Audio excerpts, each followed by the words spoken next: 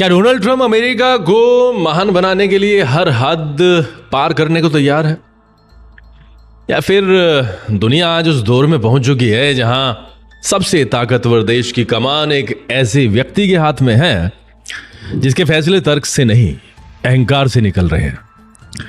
यह सवाल इसलिए नहीं उठ रहा कि ट्रंप सख्त है, यह सवाल इसलिए उठ रहा है क्योंकि जनवरी 2026 में जो कुछ हो रहा है वह सामान्य नहीं है। इतिहास गवाह है, कुछ महीने ऐसे होते हैं जो आने वाली पूरी सदी की दिशा बदल देते हैं। 1914 का जून, 1939 का सितंबर, 2001 का सितंबर, और अब इतिहास के पन्नों में एक नया महीना दर्ज होता दिख रहा है, जनवरी 2026। डोनाल्ड ट्रंप के दूसरे राष्ट्रपति कार्यकाल का पहला साल खत्म हो रहा है। लेकिन इस एक महीने में ट्रंप ने जो फैसले लिए हैं उन्होंने पूरी दुनिया को यह सोचने पर मजबूर कर दिया है कि क्या वाकई वैश्विक शक्ति संतुलन अब सुरक्षित हाथों में है। देखिए, अगर कोई देश अपने दुश्मन पर दबाव बनाए तो उसे रणनीति कहते हैं, लेकिन जब वही देश अपने दोस्तों को अपमानित करे, धमकाए, ब्लैकमेल करे तो उसे ताकत नहीं, अराजकता कहते हैं। और आज ट्रंप वही कर रहे हैं। वेनेजुएला के राष्ट्रपति को आधी रात उठवाया जाता है, ग्रीनलैंड को खुलेआम हथियाने की बात होती है। नाटो, जो दशकों से अमेरिका की ताकत की रीढ़ रहा है, उसे ट्रंप खुद कमजोर कर रहे हैं। यूरोप, जो अमेरिका का सबसे भरोसेमंद साथी था, उस पर भारी टैरिफ ठोक दिए जाते हैं। फ्रांस, जर्मनी, ब्रिटेन सब अचानक दोस्त नहीं बोझ बन जाते हैं। भारत, जिसे कभी स्ट्रेटेजिक पार्टनर कहा गया, उसे सार्वजनिक मंच से टैरिफ किंग कहा जाता है। ईरान में फौज भेज दी जाती है और हर फैसले के पीछे एक ही लाइन सुनाई देती है, अमेरिका फर्स्ट। लेकिन सवाल यह है कि क्या यह सच में अमेरिका फर्स्ट है या फिर यह ट्रंप फर्स्ट बन चुका है। क्योंकि अगर आप ध्यान से देखें तो जनवरी 2026 की घटनाएं सिर्फ पॉलिसी डिसीजन नहीं है, इनमें एक चीज कॉमन है, अपमान। कहीं ट्रंप को नोबेल नहीं मिला, कहीं किसी देश ने उनकी शर्त नहीं मानी, कहीं किसी नेता ने उन्हें उतनी तवज्जो नहीं दी जितनी वह चाहते थे। और इसके बाद क्या होता है? धमकी, दबाव, टैरिफ, सैन्य चेतावनी। यह वही पैटर्न है जिसे इतिहास में हम पहले देख चुके हैं, जहां एक ताकतवर व्यक्ति अपने निजी अपमान को राष्ट्रीय नीति में बदल देता है। और जब ऐसा होता है तब युद्ध सिर्फ रणनीति नहीं रहता, वह अहंकार का हथियार बन जाता है। इसलिए सवाल अब यह नहीं है कि ट्रंप क्या कर रहे हैं, सवाल यह है कि वह ऐसा क्यों कर रहे हैं। क्या यह अमेरिका को दोबारा दुनिया का निर्विवाद सुपर पावर बनाने की सोची समझी चाल है, या फिर 80 साल की उम्र में एक आदमी जिसके पास परमाणु बटन है अब दुनिया को यह दिखाना चाहता है कि उसे किसी की जरूरत नहीं, न सहयोगियों की, न नियमों की, न भरोसे की। क्योंकि जब वैश्विक राजनीति में फैसले ठंडे दिमाग से नहीं, गर्म अहंकार से लिए जाने लगे तो खतरा सिर्फ अमेरिका के लिए नहीं होता, खतरा पूरी दुनिया के लिए हो जाता है। और यही वजह है कि जनवरी 2026 अब सिर्फ एक तारीख नहीं रह गया है, यह एक चेतावनी बन चुका है। अगर यहां तक आपको किसी बात का लेकर के शक हुआ है तो मेरा पूरा यकीन है कि आगे के पार्ट को देखकर आपका वो शक डर में बदल जाएगा। क्योंकि यहीं से साफ दिखने लगता है कि डोनाल्ड ट्रंप सिर्फ फैसले नहीं ले रहे, वो दुनिया को सजा दे रहे हैं। सबसे पहले समझिए नोबेल पीस प्राइज को। ट्रंप पिछले कई सालों से खुलेआम कहते रहे, मैंने ये जंग रुकवाई, मैंने वो जंग रुकवाई, मुझे क्रेडिट दो। उन्होंने खुद को दुनिया का सबसे बड़ा पीस मेकर घोषित कर दिया, लेकिन नोबेल कमेटी ने उन्हें वो सम्मान नहीं दिया। और यहीं से शुरू होती है खतरनाक मानसिकता। नॉर्वे की नोबेल कमेटी ने जब ट्रंप को नजरअंदाज किया तो ट्रंप ने शांति की भाषा छोड़ दी। खुद ट्रंप के शब्दों में, अगर मैं कहूं, अगर मुझे शांति के लिए सम्मान नहीं मिलेगा तो मैं शांति पर बात क्यों करूं। अब सोचिए, क्या कोई जिम्मेदार वैश्विक नेता ऐसा कहता है, या यह उस व्यक्ति की प्रतिक्रिया है जिसके लिए सम्मान नीति से ज्यादा अहम है।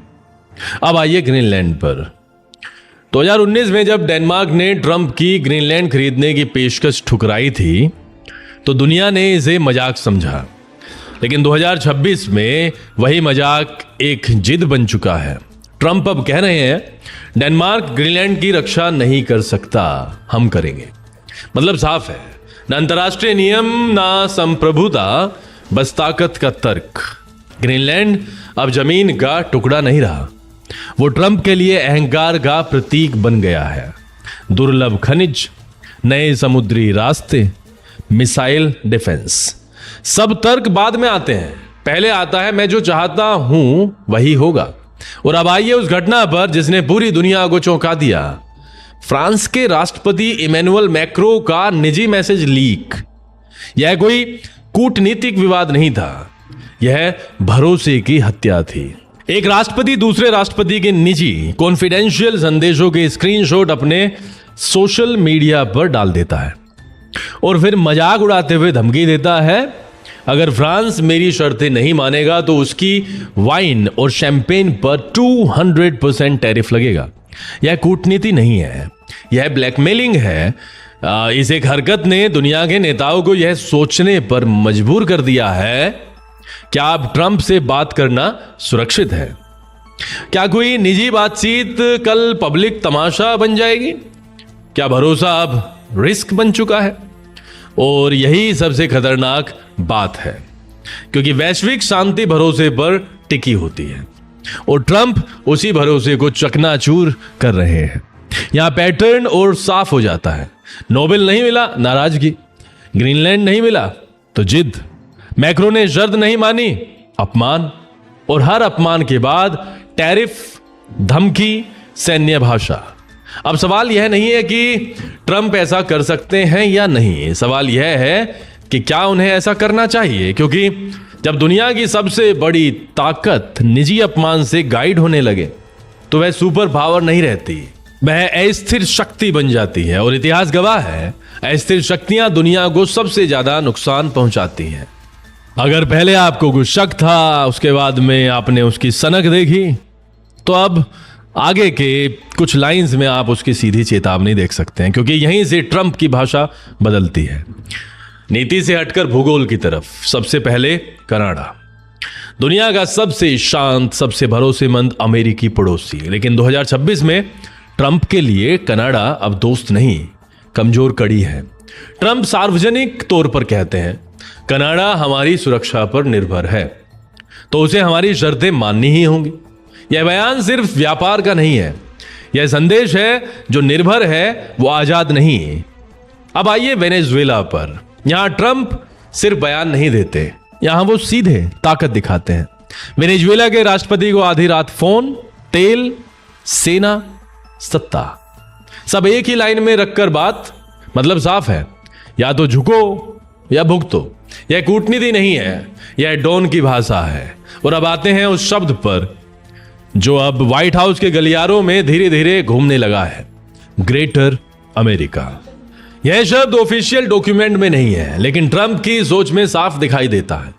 Greenland, Canada, Caribbean region, Latin America पर दबाव, यह सब अलग घटनाएं नहीं है। यह एक सोच है जहां अमेरिका सिर्फ ताकतवर नहीं, विस्तारवादी बनना चाहता है। सबसे डराने वाली बात, एआई मैप्स। ट्रंप समर्थक थिंक टैंक्स में नए मैप्स तैयार हो रहे हैं, ऐसे मैप्स जहां अमेरिकी प्रभाव को सीमाओं से आगे दिखाया जाता है। डायरेक्ट कब्जा नहीं, लेकिन सुरक्षा, स्टेबिलिटी, डॉलर, डिफेंस के नाम पर धीरे धीरे नियंत्रण। और ट्रंप का वो बयान जिसे दुनिया ने हल्के में लिया, लेकिन इतिहास कभी हल्के बयान माफ नहीं करता। अगर कोई देश खुद को संभाल नहीं सकता तो कोई और उसे संभालेगा। यही लाइन सबसे खतरनाक है, क्योंकि यही लाइन इराक से पहले बोली गई थी, यही लाइन अफगानिस्तान से पहले बोली गई थी। अब बस फर्क इतना है, इस बार बोलने वाला खुद को किसी नियम से बंधा नहीं मानता। और यहीं से दुनिया डरती है, क्योंकि जब एक सुपर पावर यह मानने लगे कि नियम सिर्फ दूसरों के लिए हैं, तो युद्ध सिर्फ विकल्प नहीं रहता, वो संभावना बन जाता है। यहां तक यह साफ हो जाता है कि यह सिर्फ ट्रंप का गुस्सा नहीं है, यह एक नई विश्व व्यवस्था की कोशिश है। ऐसी व्यवस्था जहां ताकत सही है, और सही होना जरूरी नहीं, और जब नक्शे नीतियों से ज्यादा अहम हो जाएं, तो अगला कदम हमेशा खून से लिखा जाता है। यहीं से यह कहानी सिर्फ राजनीति नहीं रहती, यह सभ्यता के भविष्य की कहानी बन जाती है। क्योंकि जब दुनिया की सबसे बड़ी सैन्य और आर्थिक ताकत का नेतृत्व ऐसा इंसान करे जो निजी अपमान को राष्ट्रीय नीति बना दे, तो तबाही किसी धमाके से नहीं, फैसलों से आती है। अगर यही रवैया चलता रहा तो वैश्विक व्यापार टूटेगा, डॉलर की विश्वसनीयता हिलेगी, सप्लाई चेन बिखरेगी, और जिन देशों ने दशकों तक अमेरिका पर भरोसा किया था, वे अब नए सुरक्षा विकल्प तलाशने पर मजबूर होंगे। नाटो कमजोर होगा तो हथियारों की होड़ तेज होगी, सीमाओं पर तनाव बढ़ेगा, और एक छोटी सी चिंगारी पूरी दुनिया को युद्ध की आग में झोंक सकती है।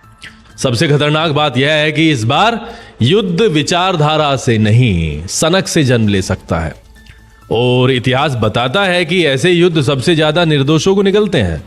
अमेरिका के भीतर भी संस्थाओं पर दबाव बढ़ेगा, संविधान और सत्ता के बीच टकराव होगा, और अगर संतुलन टूटता है तो दुनिया के लिए कोई सेफ्टी नेट नहीं होगा। रूस और चीन इसी खालीपन का इंतजार कर रहे हैं, क्योंकि जब नेतृत्व अविश्वसनीय हो जाता है तो ताकत अपने आप खिसक जाती है। अब सवाल यह नहीं है कि ट्रंप सही है या गलत, सवाल यह है कि क्या दुनिया, क्या अमेरिका की संस्थाएं, क्या उसके अपने लोग वक्त रहते ब्रेक लगाएंगे, या फिर सब कुछ हाथ से निकल जाने के बाद इतिहास की किताबों में यह लिखा जाएगा कि तीसरा विश्व युद्ध किसी साजिश से नहीं, एक आदमी के अहंकार से शुरू हुआ था।